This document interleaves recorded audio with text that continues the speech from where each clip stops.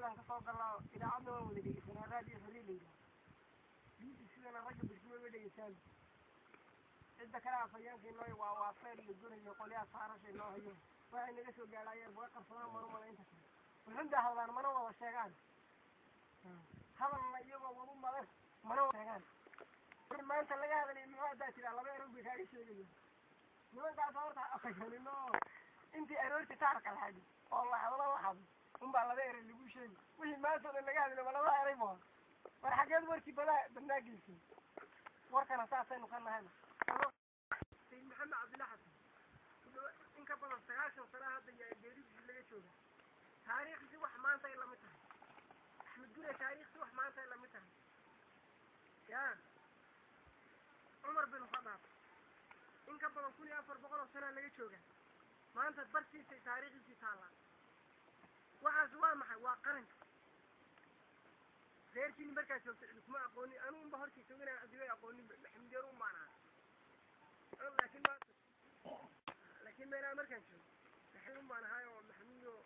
gabdhaha nagala sugoo naasaa maynaga qarsan jirin timaha agtayda masga shashalaynin jirin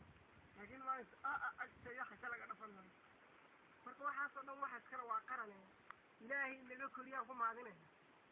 ilaahay dibaa noogu celina qarankaa iyo kuwa dadka muslimiinta u tashada ilaahay naga dhig calanka waa lagu tinyaa wallahi waad mahadsantaa loo dhan macallimow guushi waad ku geysa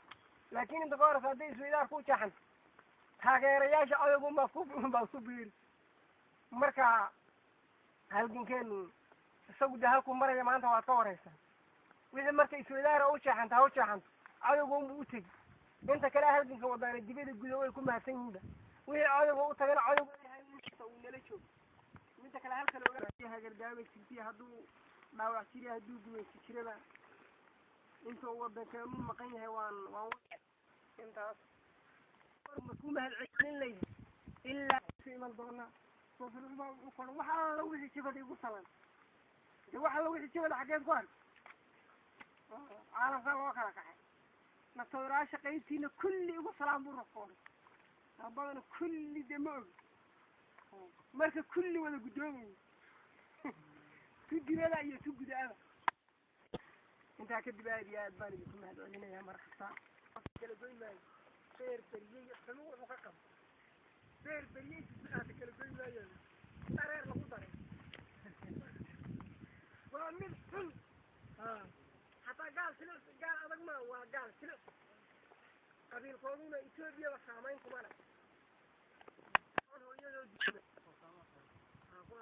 saamaha ma kala goyn maayo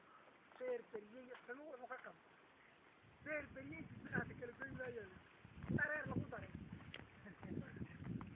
waa mid xun hataa gaal silic gaal adag maa waa gaal silic